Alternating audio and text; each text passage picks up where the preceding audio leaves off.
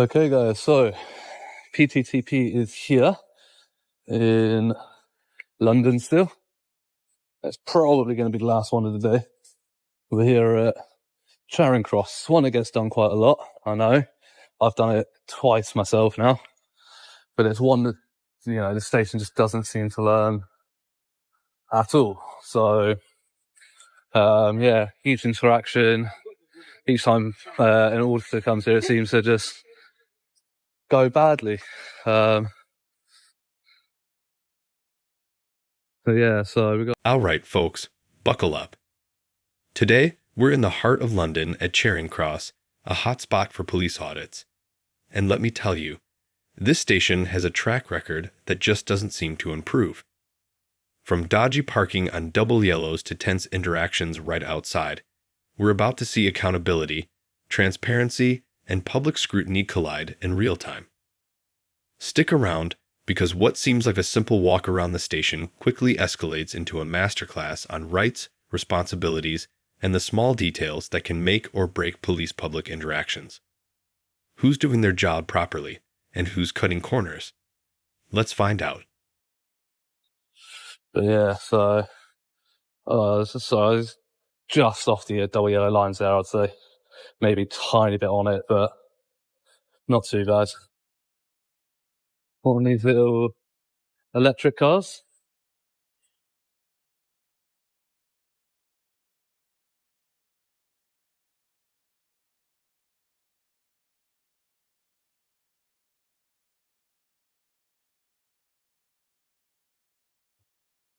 And then we get the usual Charing Cross parking on a pavement and on double yellow lines. Not good. There's more police vehicles than that parked up that way as well.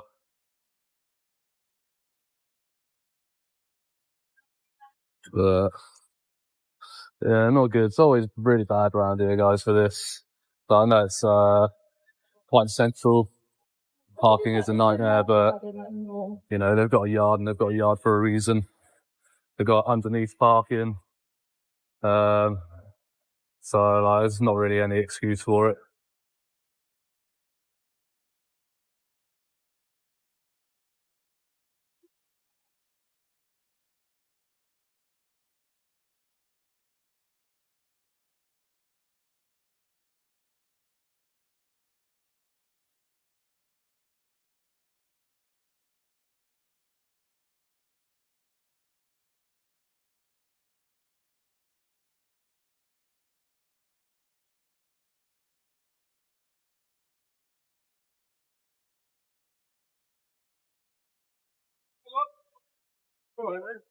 Pardon? You alright? Yeah, not bad, thank you. I just looked like you were filming. Pardon?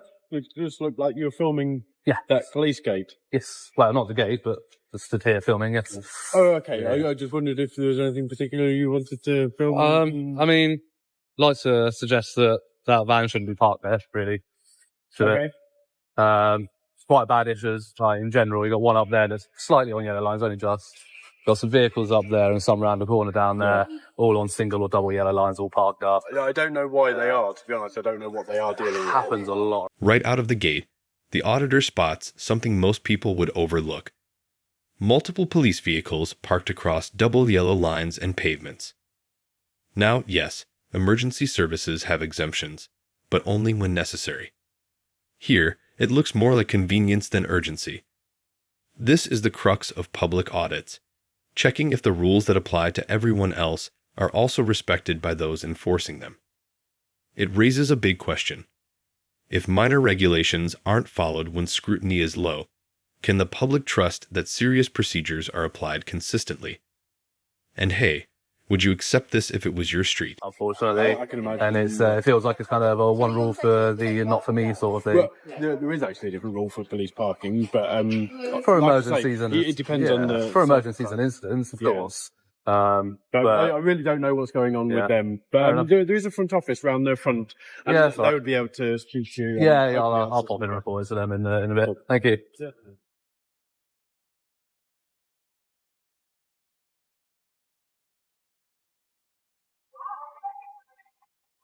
Yeah. Got that. Fine, brother?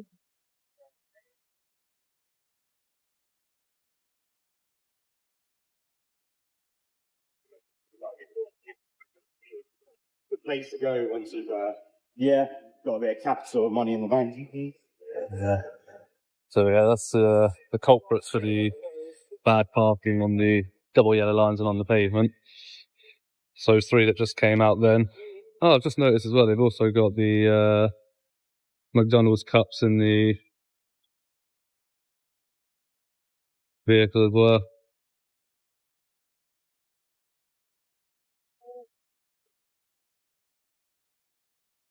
Oh, it looks like they're heading out on an emergency.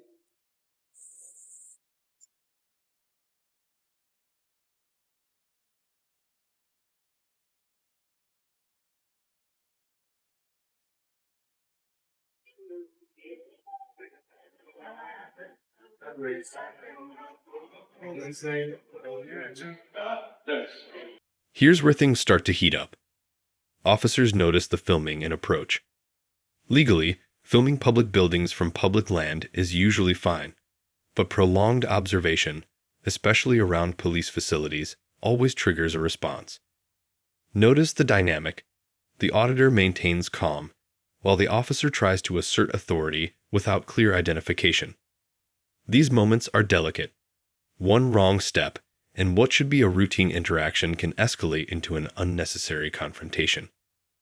This scene perfectly demonstrates the tension between public rights and perceived security threats.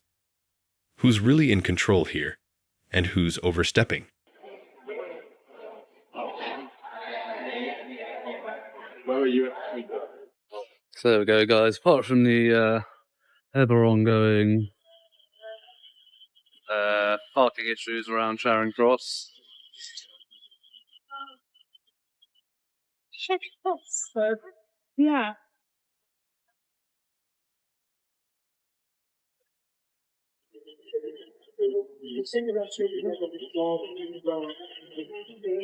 Yeah, it seems to be much better than it was. That's for certain. Which is good. Apparently they've had enough audits now. They know. So you got a bit of a look from that constable who was driving into the thing there. So yeah, I've had a few funny looks and stuff, which, hey, they're entitled to do. They haven't come around and abused their powers or anything like that. So yeah, it's just a bit of dodgy parking issue now. But it is getting much, much better. But yeah, as you can see, you got that one parked down there. It's on double yellow lines. And then you got that one over there, which is also parked on double yellow lines and very close to a junction. That one's not a livery vehicle, but I know that it is a police vehicle because I went and had a look at it last time. Check this out. The officer briefly flashes a warrant card, but doesn't give the auditor a chance to read it. That's a small detail with big consequences. Public trust relies on clear identification and transparency. Without it, friction escalates. This is textbook. Even minor omissions in professional conduct can turn a lawful audit into a tense standoff. And look at the auditor's response. Calm, measured, aware of his rights. It's a brilliant example of how understanding the law can prevent unnecessary conflict. Would you have handled it this calmly if you were in his shoes? You got Apex House there.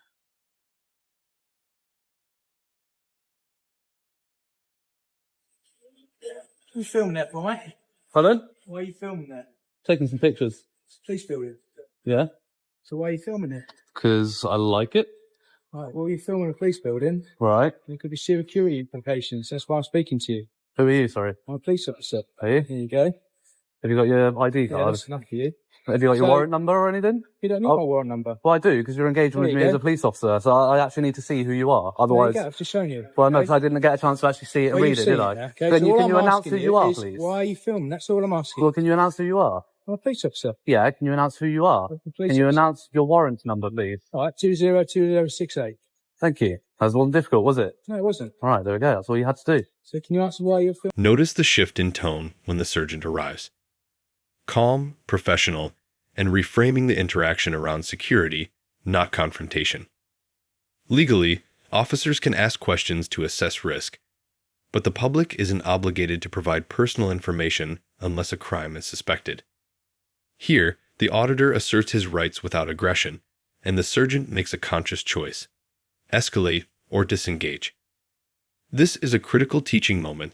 De-escalation isn't about compliance, it's about professionalism, communication, and mutual respect.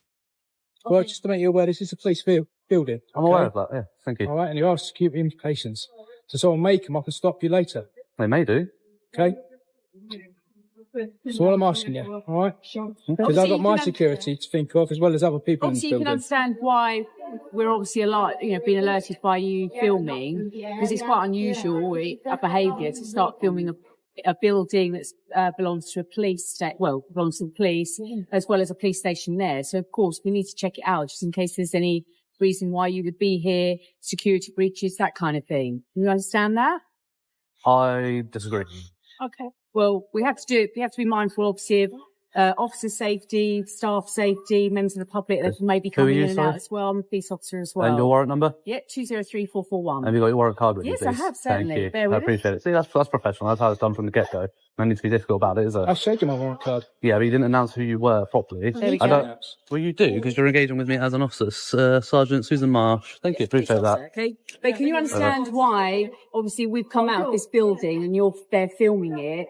Of course, we're going to be going, well, why is this person filming in the building? Is there any reason, etc.? The same as if you know, because it's a police building. Yeah, for everybody. I mean, it's no different than any other business. If I were filming any business, the business owner would want to know why. Of course they would. Yes. But that's all it is. I wouldn't say there's any greater risk to you than if I were filming, the Institute of Chinese No, we Medicine. wouldn't be carrying out our duty. Well, no, you don't. And that's We wouldn't fine. be carrying out our duty if we didn't obviously approach somebody who was filming a Well, yeah, of building and course. say, is there any reason why you're filming? We obviously need to be aware if there's a security breach. We also need to make sure that officers are safe coming in and out of the building, as well as police staff and members of the public, and that's why we're asking. I do understand.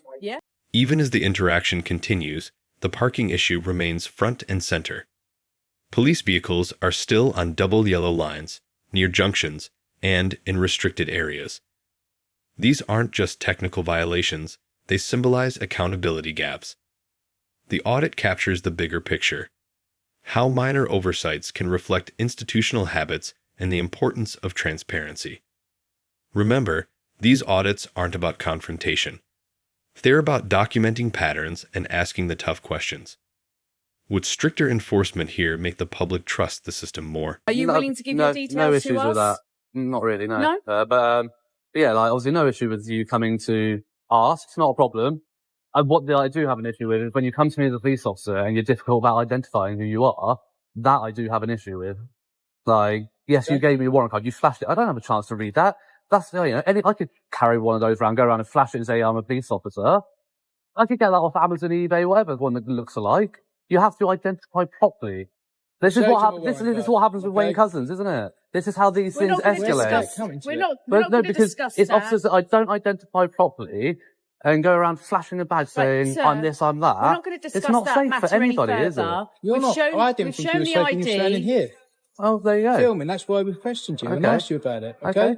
Well, It's got nothing to do with Wayne Cousins. Well, I I showed think you my it- warrant I think card. I'd- You asked for a warrant number later. you flashed Okay. it, and I asked you to let me read it. So you're filming this building innocently then, are you? Pardon? You've got no... I told you You're just filming I it. told you I don't answer questions, please. Okay. Anyway, where was I? Yeah. You're not going to get anything from anyway, so... No, as I said, I don't answer questions to the police.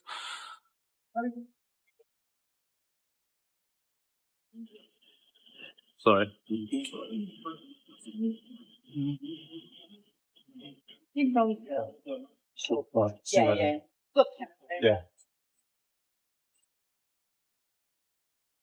There you go. Yeah, so it's just when I thought it was going better, stopped to literally just take a picture of the columns and sign saying Apex House. As the auditor walks away, the lesson is clear. Transparency works. Calmly asserting rights, documenting issues, and highlighting inconsistencies achieves more than confrontation ever could. The auditor leaves with his privacy intact, but the questions about procedural consistency and accountability remain. This is a prime example of effective public oversight, small, legal, and persistent actions that shine a light on practices that often go unnoticed. And yes, the police are improving, but these subtle audits ensure they don't forget the public is watching. And yeah, that's when the issue starts. So you got parliamentary and diplomatic protection van there, denoted by the red colour. So I do know that the PADP are based here at Apex House because I've had interactions, or some of them are anyway, not all of them. But I don't know if any of you remember PC Chris Hemsworth from the MOD building. But yeah, that was, I think he was attached to Apex House. I think it was him told me he was. I don't know. It kind of get lost. It all kind of blur into one after a while.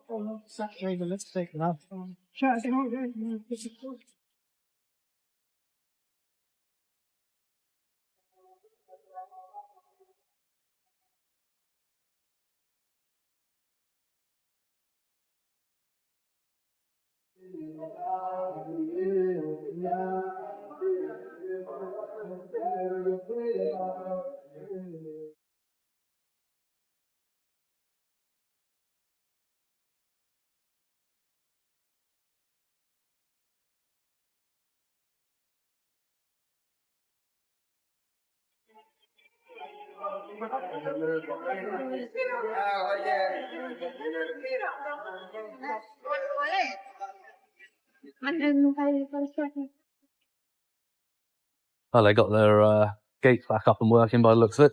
That was just used. They were just using this for quite a while. But, yeah, it appears that they've actually got the gate back up and working, which is good.